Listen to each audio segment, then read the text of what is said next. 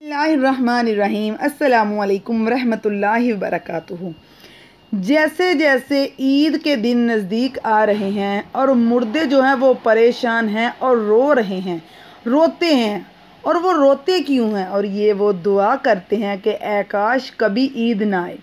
ईद का दिन जो है वो हालांकि खुशी और मसरत का दिन होता है। बाज़-औक़ात खुशी में मसरूफ़ होकर आखिरत से गफलत हो जाती है और ज़ियारत कब्र से आखिरत याद आती है।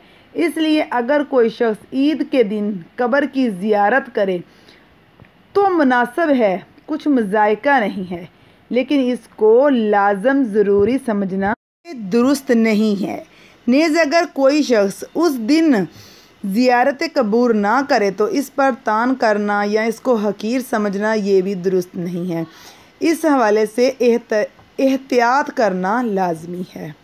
ईद का दिन जो होता है वो खुशी का होता है, जो साल में 2 मरतबा मुसलमानों को हासिल होता है।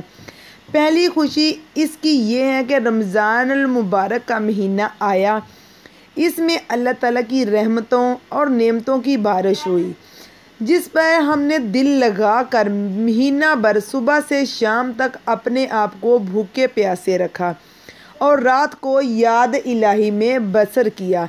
इसकी खुशी में रमज़ानुल मुबारक के ख़त्म होते ही यकम शवाल का दिन हमारे लिए जो होता है वो खुशी का दिन मुकर्रर किया गया है और इस दिन को ईद उल फितर कहते हैं।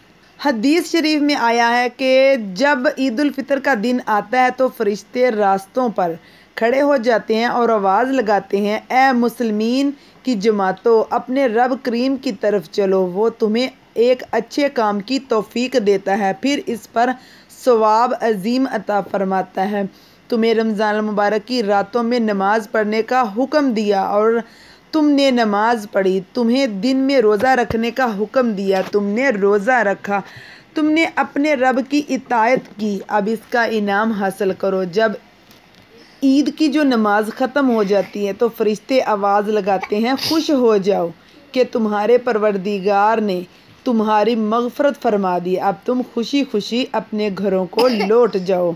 नबी करीम सल्लल्लाहु अलैहि वसल्लम मक्का मुकरमा से हिजरत करके मदीना मुनव्वरा पहुँचे तो अहले मदीना साल में 2 मेले करते थे। जब हज़रत मोहम्मद सल्लल्लाहु अलैहि वसल्लम ने दरियाफ़्त फरमाया ये क्या है, तो उन्होंने अर्ज़ किया, या रसूलल्लाह, ज़माना जहलियत में हम इन अयाम में खुशी मनाते थे। हज़ूर अक़दस सल्लल्लाहु अलैहि वसल्लम ने इरशाद फरमाया, अल्लाह ताला ने इनके आउज़ इससे बेहतर दिन खुशी मनाने के लिए तुम्हें अता फरमाए। एक ईद उल फितर और दूसरा ईद उल ज़ुहा। ईद के 2 दिन हैं जो कि हमारे पास ईद उल फितर की सूरत में और ईद उल ज़ुहा की सूरत में वो हमारे लिए बहुत खुशी के दिन होते हैं। 2 दिन, ईद उल फितर और एक ईद उल ज़ुहा, जो कि साल में हमें 2 बार मिलते हैं। अब बात यह है कि ईद तमाम जीते जागते इंसानों के लिए तो खुशी का बायस है, लेकिन मुर्दे क्यों चाहते हैं कि कभी भी ईद ना आए? हम लोग तो ईद की खुशी मना रहे होते हैं, लेकिन मुर्दे ईद आने का गम मनाते हैं। कुछ मुर्दे ऐसे हैं जो ईद के आने पर बहुत दुख में आ जाते हैं और बहुत मुसीबत इनके ऊपर आने वाली होती है और इस वजह से वो लोग बहुत ज़्यादा परेशान होते हैं। जब हम लोग इधर उधर शॉपिंग कर रहे होते हैं, घूम रहे होते हैं, हम लोगों को ईद आने की खुशी होती है कि ईद जल्दी आ जाए, लेकिन मुर्दों को ईद आने का दुख होता है। आप सल्लल्लाहु अलैहि वसल्लम ने इरशाद फरमाया कि अगर कोई इंसान रमज़ान के महीने में इंतकाल करता है तो इसके ऊपर से अज़ाब नहीं होता, अल्लाह ताला की बहुत ज़्यादा रहमतें होती हैं, उस पर रहमतें की उम्मीद की जा सकती है। और इस रमज़ान मुबारक के महीने की बरकत ये भी होती है कि रमज़ान भर में इससे सवाल जवाब भी नहीं होते और ना ही रमज़ान भर में इसके ऊपर जो अज़ाब है वो नाफिज किया जाता है। ये भी इस एक हदीस पाक का मफ़हूम है। कब्र के अंदर मुर्दे के लिए जहन्नम की खिड़की को खोल दिया जाता है और वो मुर्दा कब्र के अंदर जहन्नम की तपश को महसूस करता है, تو جو گناہگار مردے ہوتے ہیں وہ اس طرح سے جہنم کے عذاب کو اور گرمی کو قبر کے اندر محسوس کرتے ہیں۔ لیکن جب رمضان کا مہینہ آتا ہے تو آپ صلی اللہ علیہ وآلہ وسلم نے ارشاد فرمایا کہ جب رمضان کا چاند دیکھا جاتا ہے تو جنت کے دروازوں کو کھول دیا جاتا ہے، جہنم کے دروازوں کو بند کر دیا جاتا ہے، قبر عذابات کو اٹھا لیا جاتا ہے اور اللہ تعالیٰ کی رحمتوں کا نزول ہوتا ہے۔ یہ ساری چیزیں ہوتی ہیں تو جو مردہ ہوتا ہے اس کو بڑی راحت ملتی ہے۔ رمضان کے آنے سے مردہ جو بڑا خوش ہوتا ہے کہ ہمارے اوپر سے عذاب جو ہے اٹھا لیا گیا ہے، اور جو قبر کے اندر ہمارے لیے جہنم کے دروازے کھلے ہوتے ہیں تھے وہ دروازے بند کر دیے گئے ہیں، تو وہ مردہ بڑی راحت محسوس کرتا ہے۔ اب سوال یہ پیدا ہوتا ہے کہ جن لوگوں کے اوپر سے اللہ تعالیٰ نے رمضان میں عذاب ہٹا لیا تو عید کے بعد ان کے اوپر عذاب نافذ ہوتا ہے یا نہیں؟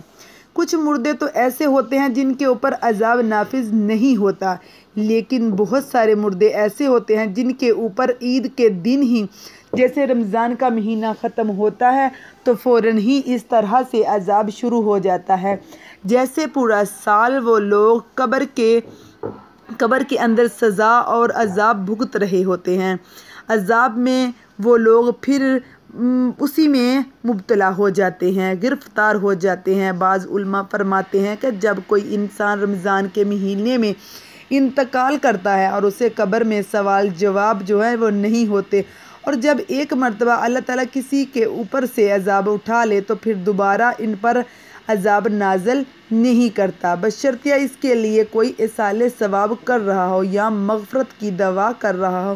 ہر مردے کو اس کے اعمال کے مطابق سزا دی جاتی ہے۔ جو نیک لوگ ہوں گے جن کو اللہ تعالیٰ نے کافی کر دیا کہ ان کو 2 4 6 مہینے سزا ہوگی، بس اب ان کے اوپر سزا نافذ نہیں ہوگی، پھر ہر رمضان کی برکت سے ان پر سے عذاب اٹھا لیا گیا ہے، تو اب اگر اللہ نے چاہا تو ان پر کبھی عذاب نہیں ہوگا۔ لیکن کوئی بہت زیادہ گناہ گار ہے، مثلاً کوئی ایسا بندہ ہے جس کا اسلام سے تعلق ہی نہیں، یا جو اسلام کو جانتے ہوئے بھی نہیں تو بھی اسلام کو مانتا نہیں، کفر شرک کا ہے، تو اگر اللہ نے چاہا تو اس پر رمضان کے بعد بھی عذاب جاری رہے گا، اور اگر اللہ نے اسے معاف کر دیا تو پھر اسے کبھی بھی عذاب نہیں ہوگا، رمضان کے بعد بھی نہیں ہوگا، کیونکہ اللہ تعالیٰ معاف کرنے والی ذات پاک ہے۔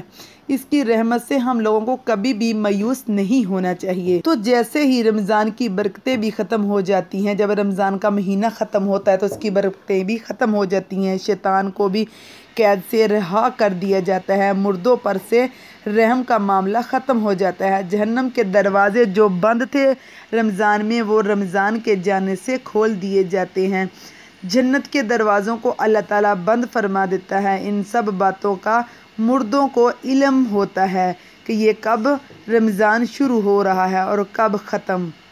تو اسی وجہ سے رمضان کے جانے سے جو مردے ہیں، جو اہل قبور یہی سوچتے ہیں کہ اب رمضان جا رہا ہے اور پھر عید جیسے ہی آئے گی اس کے بعد ہم پر عذاب کو پھر سے نافذ کر دیا جائے گا، جس کی وجہ سے وہ غمگین ہو جاتے ہیں اور روتے ہیں۔ رمضان بھر تو مرحومین کی عید ہوتی ہے، جتنے بھی لوگ جو مرحوم ہوتے ہیں ان کی عید ہوتی ہے کہ ان پر کوئی عذاب نہیں ہوتا۔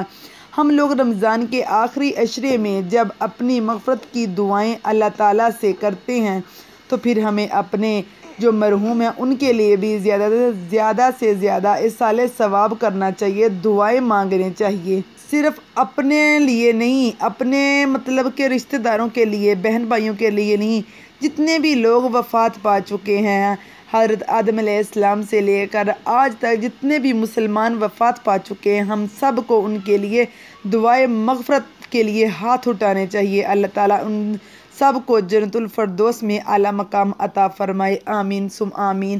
اگر میری ویڈیو آپ کو اچھی لگی ہو تو اس کو لائک کر دیجیے گا، پلیز شیئر کر دیجیے گا۔ جزاک اللہ خیرا کثیرا۔